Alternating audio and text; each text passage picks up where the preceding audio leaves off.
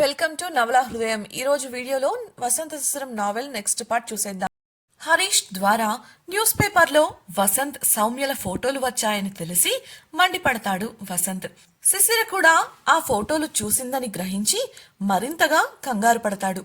దీని వెనుక ఉంది ఎవరో కనుక్కోమని హరీష్కు చెబుతాడు. అమృతను తీసుకొని కాలేజ్కి వెళ్లిన రుద్రను అడ్డగించి కావాలనే పెద్ద గొడవను సృష్టిస్తాడు రంజన్.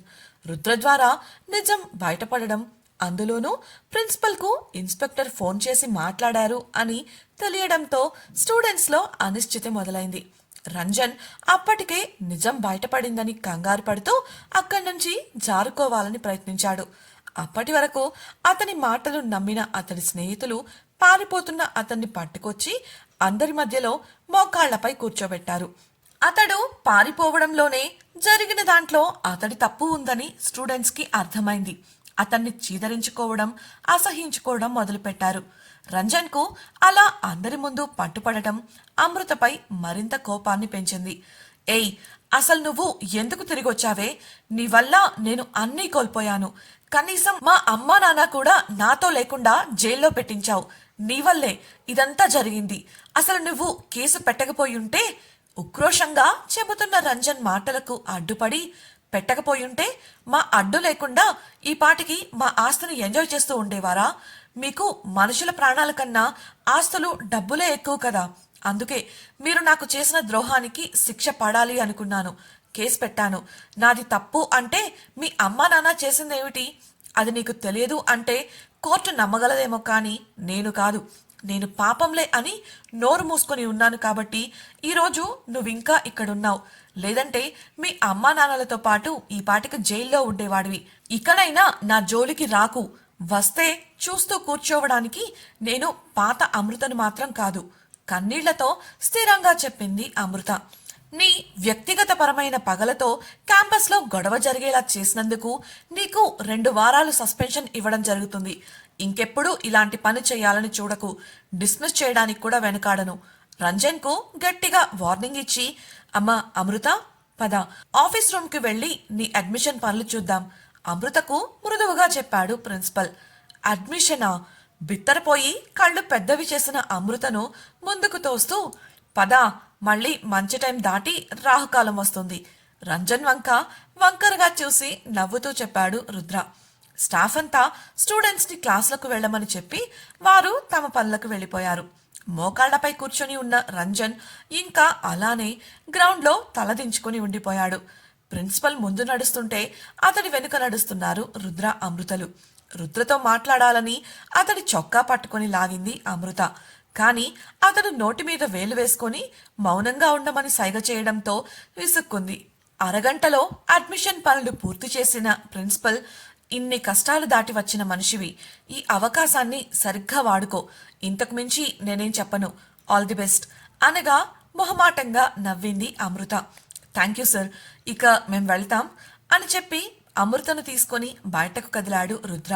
వారు బయటకు వెళ్లేసరికి దీప, మంజులు అమృత కోసం ఎదురు చూస్తూ కనిపించారు. అమృతను చూడటమే, సారీ అమృత, నిజం తెలియక కోపంలో ఏదో వాగేశాం. ఇద్దరూ ఒకేసారి క్షమాపణ అడిగారు. తెలియకే కదా జరిగింది, వదిలేయండి అని అమృత చెప్పగా, అయితే ఇవాళ నుంచి కాలేజ్కి వస్తున్నావన్నమాట సంతోషంగా అంది దీప. ఇవాళ కాదు, రేపటి నుంచి వస్తాను. అమృత చెబుతుండగానే తన భుజాన ఉన్న బ్యాగును అమృత చేతికిచ్చి, క్లాస్కి వెళ్ళు, ఇదిగో ఈ డబ్బులుంచు, మధ్యాహ్నం క్యాంటీన్లో తినేసాయి అని చెప్పాడు రుద్ర. అతడి వంక చిరుకోపంగా చూసింది అమృత. జాగ్రత్త, నీ ఫ్రెండ్స్ ఉన్నారు కదా ఇక్కడ, ఇక నేను బయలుదేరతాను గడగడా చెప్పి అమృత చెప్పేది కూడా వినకుండా అక్కడి నుంచి వెళ్ళిపోయాడు రుద్ర. వెళుతున్న అతడిని చూస్తూ నిలబడిపోయింది అమృత. సరే పద, నీకు క్లాస్ చూపించి మేం కూడా క్లాస్కి వెళ్ళిపోతాం. మధ్యాహ్నం లంచ్ టైంలో కలిసి అన్నీ మాట్లాడుకుందాం. అమృత చెయ్యి పట్టుకొని కాలేజ్ బిల్డింగ్ వైపు నడిపిస్తూ చెప్పింది దీప. డేవిడ్ ముందు నిలబడి ఉండగా సంపత్కు రుద్ర నుంచి కాల్ వచ్చింది. సరే త్వరగా రా అని ఫోన్ కట్ చేశాడు సంపత్. అతన్ని చూస్తున్న డేవిడ్, ఏంరా సంపత్, నాకు తెలియకుండా ఆ రుద్రగాడికి ఏంట్రా అంత ముఖ్యమైన పని? ఇక్కడికి రాకుండా ఎక్కడికెళ్ళాడు అని ప్రశ్నించాడు. సంపత్, వచ్చేస్తుండన్నా అంటూ ఏదో సర్ది చెప్పబోతే ఆ గ్యాంగ్లోని ఒకరు అమ్మాయిలను వెంటేసుకుని షికార్లు తిరుగుతుండన్నా వెనుకగా చెప్పాడు. సంపత్, నోర్ ముయ్యిబే, ఏం తెలుసా నీకు? అతన్ని కసురుకోగా, అయితే నీకేం తెలుసో చెప్పు, సంపత్ను అడిగాడు డేవిడ్. తప్పక అమృత గురించి చెప్పిన సంపత్, గా పిల్ల చదువుకుంటే తన కాళ్ల మీద తను నిలబడుతుందని ఇన్స్పెక్టర్ రికమెండేషన్తో మళ్ళీ కాలేజ్లో జాయిన్ చేయడానికి పోయిందన్నా. అక్కడ లేట్ అయినట్టుంది, ఇప్పుడే పనైంది వస్తున్నా అని ఫోన్ చేశాడు అని జంకుతూ చెప్పాడు. సంపత్ కళ్లల్లోకి సూటిగా చూశాడు డేవిడ్. ఆ చర్య సంపత్కు భయాన్ని కలిగించింది. ఆఫీస్లో తన క్యాబిన్లో ఉన్న వసంత్ చాలా సీరియస్గా హరీష్ అందించిన ఫైల్ చూస్తున్నాడు. పక్కనే నిలబడిన హరీష్ భయంగా, సార్, ఆ విలేకరి మేము ఎంత చెప్పినా వినడం లేదు సార్. నిన్న రాత్రి అతడు పార్టీ జరిగిన హోటల్లోనే ఉన్నాడు. మిగతా న్యూస్ పేపర్లు అలాగే ఛానల్స్కు కూడా ఈ వివరాలు అమ్మింది అతడే. అంతేకాదు, ఇప్పుడు సోషల్ మీడియాలో ఎక్కడ చూసినా ఈ వార్త చాలా హాట్ టాపిక్ అయిపోయింది. ఇది ఫేక్ అని చెప్పినా ఎవరూ వినడం లేదు. ఫేక్ అయితే ఇద్దరు అంత క్లోజ్గా డాన్స్ ఎలా చేస్తారు అని ప్రశ్నిస్తున్నారు. కేవలం టీఆర్పీ కోసం ఇంకా ఎక్కువగా ప్రమోట్ చేస్తున్నట్లున్నారు అని పరిస్థితి వివరించాడు. ఆ విలేకరి వివరాల్లో ఫోన్ నెంబర్ చూసిన వసంత్ వెంటనే అతడికి కాల్ కలిపాడు. ఒక జర్నలిస్ట్ అయ్యుండి నిజానిజాలు తెలుసుకోకుండా ఇలా ఎలా వార్తలు రాస్తావు అని నేరుగా ప్రశ్నించాడు. అందుకు ఆ విలేకరి, ఓ మిస్టర్ వసంతా, ఏం మాట్లాడుతున్నారు మీరు? నేను చూసిందే కదా రాశాను. పబ్లిక్లో చేతులు పట్టుకొని తిరుగుతున్నారు, కలిసి డాన్సులు చేస్తున్నారు.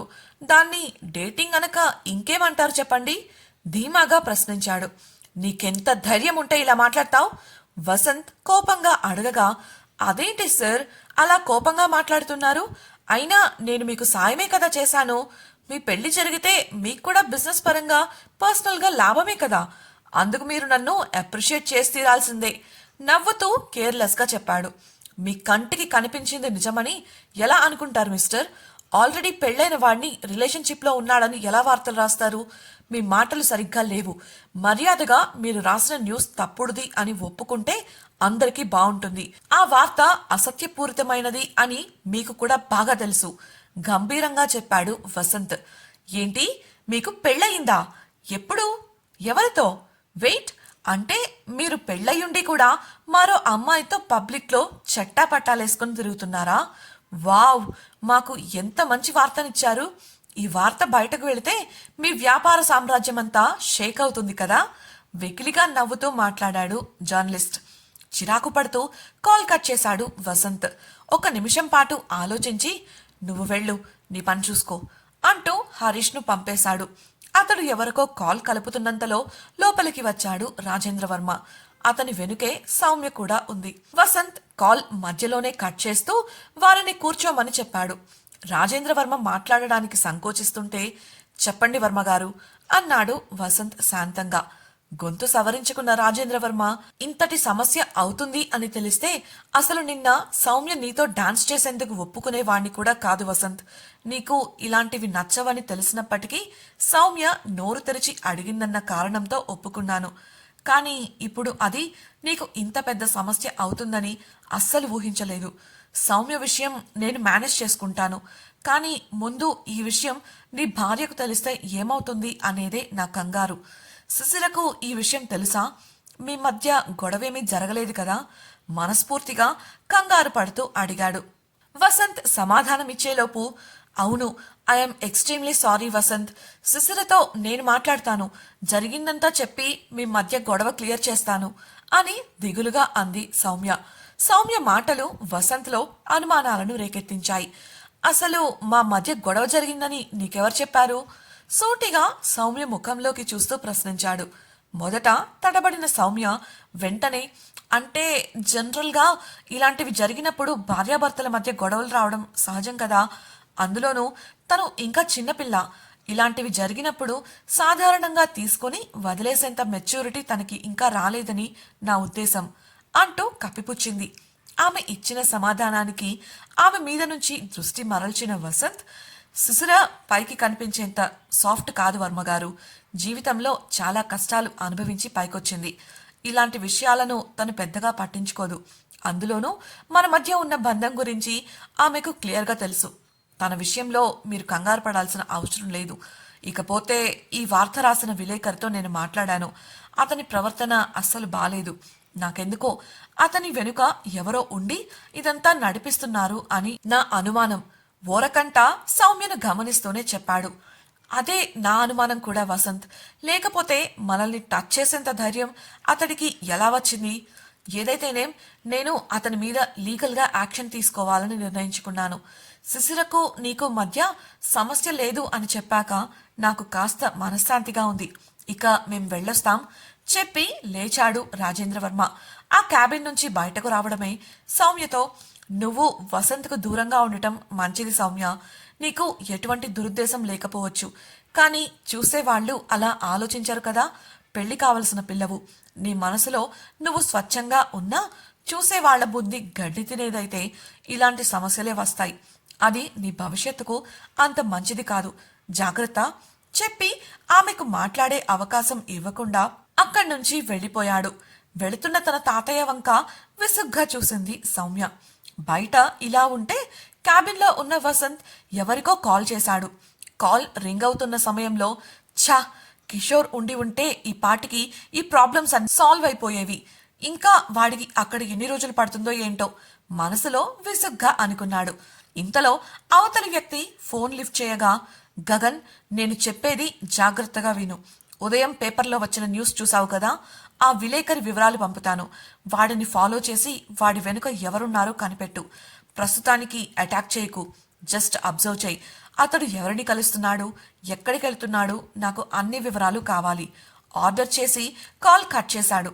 ఇప్పుడు అతడికి అన్నిటికన్నా పెద్ద సమస్య శిశిర తన గురించి వచ్చిన వార్త గురించి ఏమనుకుంటోంది అని. అందుకు ఆమెతో మాట్లాడాలని ఫోన్ చేస్తున్నాడు, కానీ ఆమె ఫోన్ ఎత్తడం లేదు. రుద్ర డేవిడ్ డెన్కు చేరుకున్నాడు. అక్కడి వాతావరణం వేడిగా ఉన్నట్లు అతడికి అనిపించింది. డేవిడ్ మనుషులంతా రుద్రను ఒక రకంగా చూస్తూ నిలబడ్డారు, కానీ ఒక్కరు కూడా నోరు తెరిచి మాట్లాడటం లేదు. అసలు ఏం జరిగిందో ఏంటో అని కంగారు పడుతూ అతడు లోపలికి వెళ్ళగా గంభీరంగా సోఫాలో కూర్చొని కనిపించాడు డేవిడ్. రుద్రకు అక్కడి సీన్ కాస్త తేడాగా అనిపించింది. ఏంటి అన్నట్లు సంపత్ వంక చూశాడు, కానీ అతని నుంచి కూడా ఎటువంటి స్పందన లేదు. తనను డేవిడ్ను మార్చి మార్చి చూస్తున్నాడే కానీ ఏమీ మాట్లాడటం లేదు. వెంటనే మర్యాద కొద్దీ నమస్తే అన్నా అని రుద్ర చెప్పగా డేవిడ్ అన్న మాటలకు రుద్రకు చెమటలు పట్టాయి. అంతలా డేవిడ్ ఏమన్నాడు? అందరూ రుద్రను ఎందుకు వింతగా చూస్తున్నారు? న్యూస్ చూసిన సుశీల వసంత్ గురించి ఏమనుకుంటోంది? సౌమ్య గురించి గగన్ తెలుసుకుంటాడా? అసలు గగన్ ఎవరు? కిషోర్ ఏమయ్యాడు? తెలుసుకోవాలనుకుంటున్నారా? అయితే ఛానల్ను సబ్స్క్రైబ్ చేసి వసంత శిశిరం నెక్స్ట్ పార్ట్ వినేయండి. అలాగే మీకు ఈ వీడియో నచ్చినట్లయితే లైక్ చేసి మీ సన్నిహితులకు షేర్ చేయండి. మీ అభిప్రాయాలను మాతో పంచుకోవడం కోసం కమెంట్ సెక్షన్లో తెలియజేయగలరు. ఇట్లు మీ నవలా హృదయం team. Thank you for listening.